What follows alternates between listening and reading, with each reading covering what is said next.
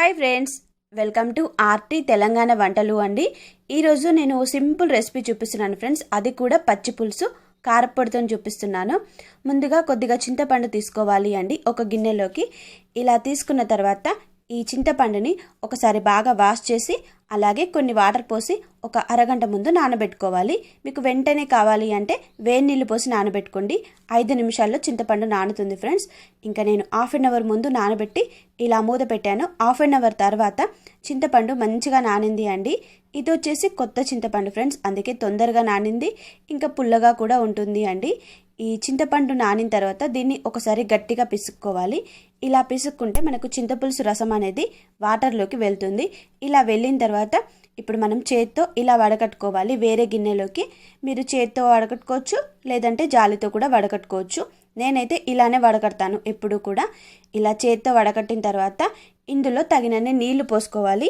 తర్వాత ఇందులో main ingredient వచ్చేసి జీలకర్ర, ఎల్లిగడ్డ అండి. ఇది మా సైడు కంపల్సరీ వేస్తాము, టేస్ట్ బాగా వస్తుంది అండి పచ్చి పులుసుకి. తర్వాత తగినంత ఉప్పు వేసుకోవాలి. ఇది మా ఊర్లో చేసే ఈజీ పచ్చి పులుసు రెసిపీ అండి, అది కూడా కారపొడితోని. మీకు పచ్చిమిర్చి పేస్ట్తోని ఇంకో వ్లాగ్లో చూపిస్తాను. తర్వాత కారపొడి వేస్తున్నానండి.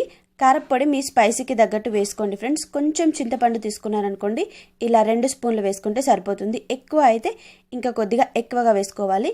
తర్వాత చిటికెడంత షుగర్ వేయడం వల్ల టేస్ట్ బాగుంటుంది. ఒకటి పులుపు కూడా మనకు మరీ ఎక్కువగా ఉండదు ఫ్రెండ్స్, అందుకే చిటికెడంత షుగర్ కూడా వేశాను నేను.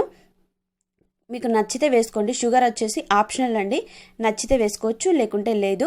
ఇలా అన్నీ వేసి కలుపుకున్న తర్వాత కొద్దిగా కొత్తిమీర కూడా యాడ్ చేసుకోవాలి. ఇంకా ఇందులో నేను కొద్దిగా ధనియాల పొడి కూడా యాడ్ చేశానండి. ఒక చిన్న స్పూన్ యాడ్ చేశాను, అది క్లిప్ మిస్ అయింది ఫ్రెండ్స్, సారీ. ధనియాల పొడి కూడా వేసుకోండి ఫ్రెండ్స్, చాలా బాగుంటుంది ధనియాల పొడి వేస్తే. ఎలా ప్రిపేర్ చేస్తాను అనేది మీకు చూపించాను. ఇంకా ఇప్పుడు దీన్ని పోపు చేసుకోవడానికి స్టవ్ మీద వచ్చేసి ప్యాన్ పెట్టి 2 స్పూన్ల ఆయిల్ వేసుకోవాలి అండి.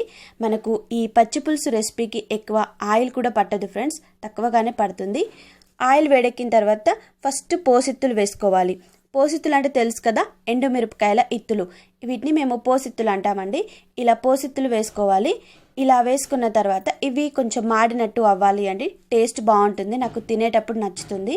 తర్వాత పోపు దినుసులు వేసుకోవాలి. జీలకర్ర, ఆవాలు, అలాగే కొన్ని ఎండుమిరపకాయలు,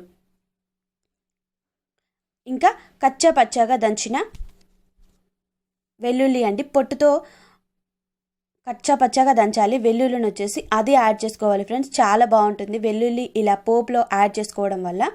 ఇంకా వెల్లుల్లి తినడం కూడా చాలా మంచిది హెల్త్కు, అందుకే ప్రతి కర్రీలో నేను వెల్లుల్లి కంపల్సరీ యాడ్ చేస్తానండి. ఇంకా ఇందులో మాత్రం కంపల్సరీ వేసుకోండి ఫ్రెండ్స్, చాలా టేస్టీగా ఉంటుంది. ఇంకా ఇలా వెల్లుల్లి వేసిన తర్వాత ఆల్మోస్ట్ మన పోపు రెడీ అయిపోయింది. తర్వాత కొన్ని కరివేపాకు రెమ్మలు, అలాగే పసుపు వేసుకోవాలి అండి. ఇలా పసుపు వేసుకున్న తర్వాత స్టవ్ అనేది ఆఫ్ చేయండి ఫ్రెండ్స్, లేకుంటే పసుపు అంతా మాడిపోయినట్టు అవుతుంది కలరు. అందుకే స్టవ్ అనేది నేను కంపల్సరీ ఆఫ్ చేశాను. ఆఫ్ చేసి ఈ పోపు అంతా కూడా మనం ముందుగా రెడీ చేసి పెట్టుకున్న పచ్చి పులుసులోకి వేస్తున్నాను అండి.